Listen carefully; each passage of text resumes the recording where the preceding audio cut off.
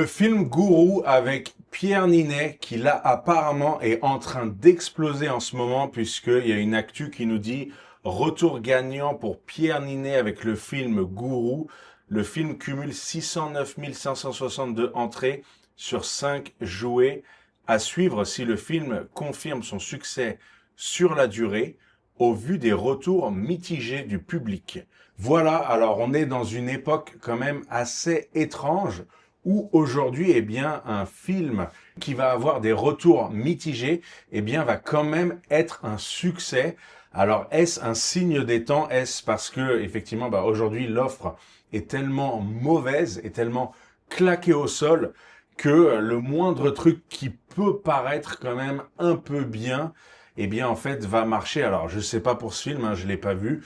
Mais en tout cas, c'est vrai que déjà, directement, moi, je peux te dire que Pierre Ninet, je vois pas en quoi vraiment c'est un acteur exceptionnel en fait. Il fait vraiment lambda, il fait vraiment banal. Je pense que si Pierre Ninet était dans les années 70-80, quand il y avait vraiment comme ça, tu vois, un pic du cinéma français, eh ben je pense que Pierre Ninet ne serait pas Pierre Ninet.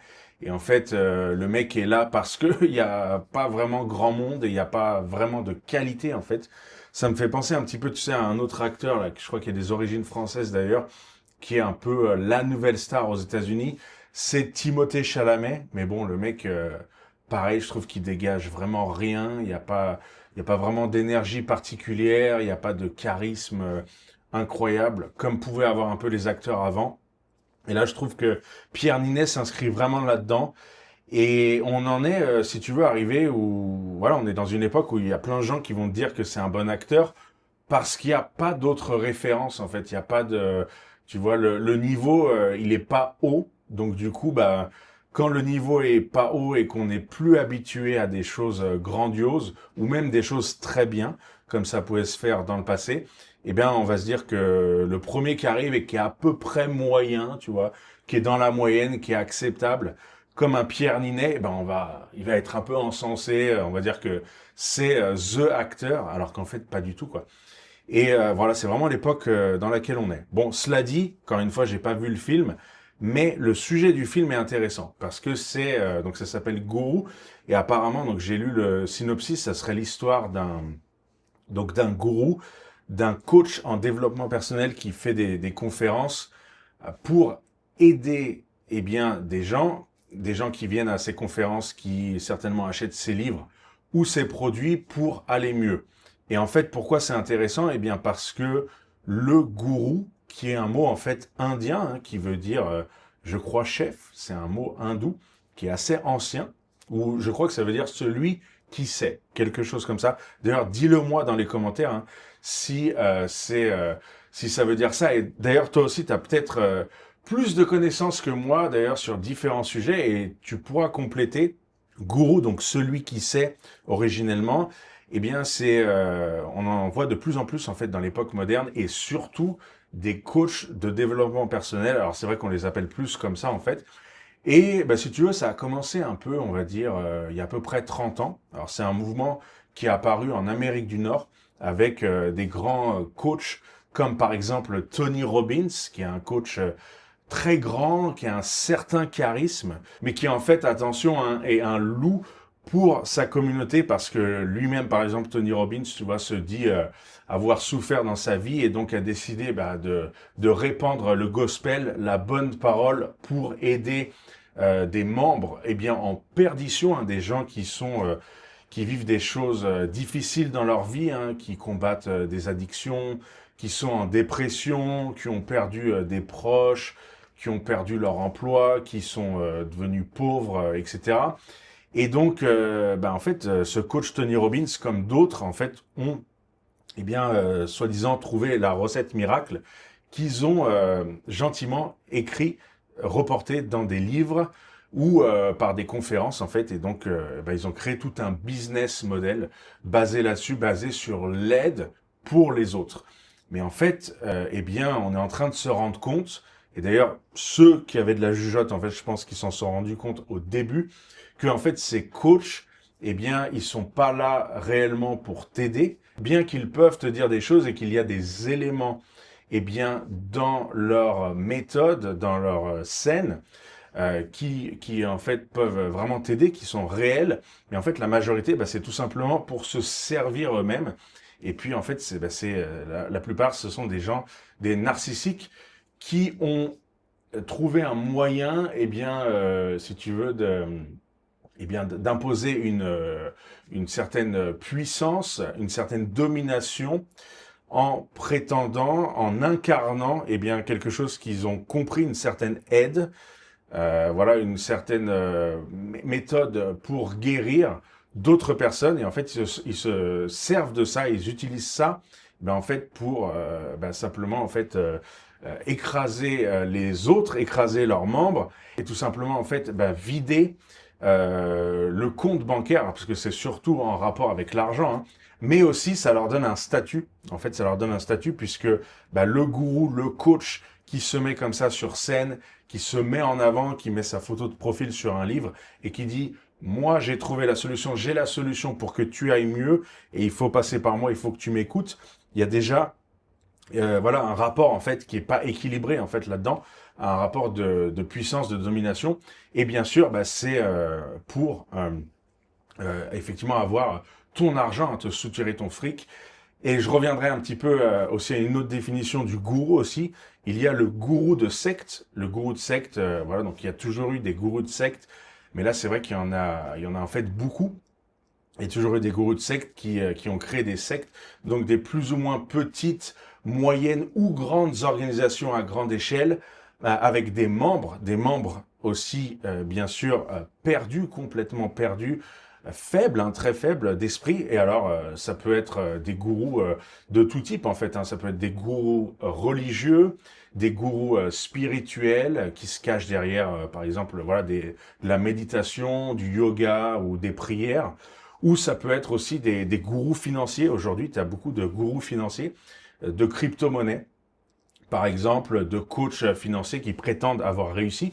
Ça pullule sur le net. T'en as un d'ailleurs qui est très connu, qui a repris beaucoup de rab à la cantine, je n'en dirai pas plus, mais je pense que tu verras de qui je parle, et qui sont en réalité, voilà, ils se sont créés une image de marque qui paraît un peu cool, un peu drôle, mais qui en réalité sont très néfastes et très dangereux, parce que derrière ça, en fait, il y a des vies qui sont brisées. C'est déjà des gens qui sont à terre, qui vont très mal, et en fait, ces coachs, ces gourous, au lieu de les aider, en fait, ils les assomment, tu vois, puis voilà, ils les détruisent complètement. C'est ce dont le film parle. Et c'est vraiment un phénomène moderne. C'est vraiment quelque chose qui a vraiment beaucoup d'ampleur dans cette société. Il y a un autre coach que je citerai pas aussi, un blondinet, voilà, qui prétend aussi être un coach, qui a beaucoup de succès et qui lui aussi, en fait, il a eu beaucoup d'affaires au cul. Et pour une raison, et je pense que la majorité, en fait, sont coupables et sont vraiment très néfastes, et c'est très dangereux, en fait. Et c'est une industrie, un secteur qu'on a laissé s'installer, parce qu'au début, voilà, encore une fois, ça venait un peu des États-Unis, avec l'énergie, le show, tout ça. On connaissait pas trop, puis au fil du temps, c'est devenu un peu un business, etc. Même c'est venu jusqu'en France. Et puis, avec à mesure, en fait, si tu veux, que dans la société, la société va de plus en plus mal, donc les gens aussi vont de plus en plus mal, sont déprimés, désorientés, sont esselés, tu vois, il y a plus de repères, il y a plus on va dire, de fondation familiale, etc. Et en fait, c'est ça qui a laissé une ouverture à ces coachs et aux psy d'ailleurs, et puis aux psychiatres, psychologues, et puis à d'autres voilà, d'autres coachs ou parfois même professionnels de santé. Alors qu'en fait, avant, dans la société, quand les gens allaient mal, ils avaient une communauté en fait sur laquelle finalement se confier. Ils avaient de la famille, des amis, ils étaient plutôt entourés. Puis ils avaient une certaine structure en fait dans leur vie quotidienne, ce qui faisait qu'il y en a quand même peu qui tombaient. Alors il y avait des gens qui allaient mal, mais pas autant qu'aujourd'hui, si tu veux. Et du coup, ces coachs, comme je te disais, ces gourous, eh bien, ils en ont pris parti. Et voilà. Et en fait, ils sont très dangereux et néfastes, comme les gourous de sectes. Hein. Les sectes sont très très dangereuses. Et d'ailleurs, c'est quand même assez incroyable que ça soit pas plus combattu. parce que pour moi, ils devraient être classés comme des terreaux, tu vois, comme les terreaux, en fait. C'est pareil. Et j'espère qu'un jour, ça arrivera, parce que c'est des terreaux, en fait. C'est des gens qui détruisent la vie, qui sont là pour détruire la vie, annihiler l'existence, donc très dangereux, méprisable. Il faut les éliminer, il faut s'en séparer, il faut que la société s'en sépare. Et il faut prendre ça très au sérieux. Et d'ailleurs, tu verras en fait que tous ces coachs, que ce soit des coachs business, des coachs de gourous, de développement personnel, de crypto, de tout ce que tu veux, dès que tu vas dire ça en fait, ou même s'il y a un média mainstream qui en parle, je me souviens un jour, il y avait Capital sur M6 qui avait fait une émission, et puis le lendemain, tu avais les YouTubers de coach en développement personnel qui disaient ouais M6 tu vois c'est les médias mainstream faut pas les écouter ils disent n'importe quoi on n'est pas des escrocs eux c'est le système nous c'est la nouvelle la nouvelle génération et on est bien alors qu'en fait non pas du tout c'est pas parce que aussi un média mainstream dit quelque chose de vrai même s'il a des torts et des travers le média mainstream que bah, c'est faux en fait si le média mainstream me dit qu'il pleut et que ça mouille, bah, il pleut et ça mouille, voilà, c'est tout. Et en fait, bah, c'est ça qui s'est passé, comme je te disais, avec ces coachs.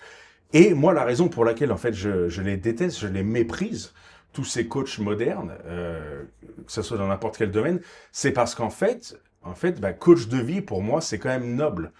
Et ça, il existe en fait de vrais bons coachs de vie, des gens qui ont une vraie bonne intention d'aider les autres, comme il existe de vrais psychiatres, de vrais psychologues, de vrais professionnels de la santé.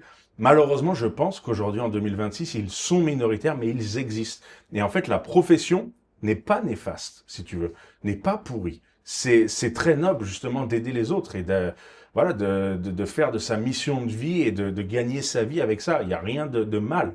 Même à vendre une formation, à vendre un coaching, un produit pour aider l'autre. Par contre, ce qui est mal, ce qui est néfaste, c'est l'intention. Si c'est pour arnaquer, si c'est pour détruire et amener en fait en perdition et puis égarer la personne qui va mal, et ben là c'est de l'escroquerie, c'est le mal incarné en fait, et c'est ce que font ces gens.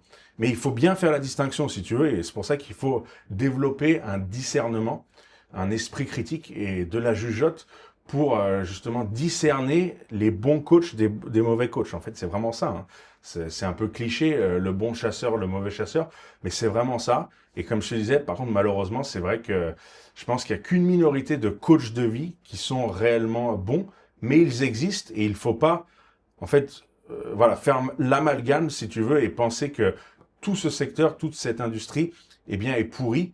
Parce qu'en fait, non, mais elle a été pourrie par des coachs comme Tony Robbins, comme d'autres francophones, voilà, que je te disais que je citerai pas, ou des coachs crypto, de finance, voilà, etc. Ou des gourous de secte, bien sûr. Hein. Bon, ça, en général, quand même, les gourous de secte, il y a plus de gens qui le savent. Mais là où ils ont un peu gagné, ces coachs, c'est que ben justement, ils ne s'affichent pas, ils ne s'annoncent pas comme des gourous de secte. Donc parfois, ça peut être un peu moins évident, parfois. Mais moi, quand même, je pars du principe qu'on a tous un cerveau, on a des yeux pour voir, la majorité. Donc on a un esprit critique de facto, si tu veux. On a une jugeote à activer de facto. C'est à nous-mêmes de l'activer quand même. Hein. Attention, même si quelqu'un se fait arnaquer, on peut avoir de la compassion, mais quand même, on est maître d'éviter les pièges qui nous sont tendus dans cette vie. Voilà.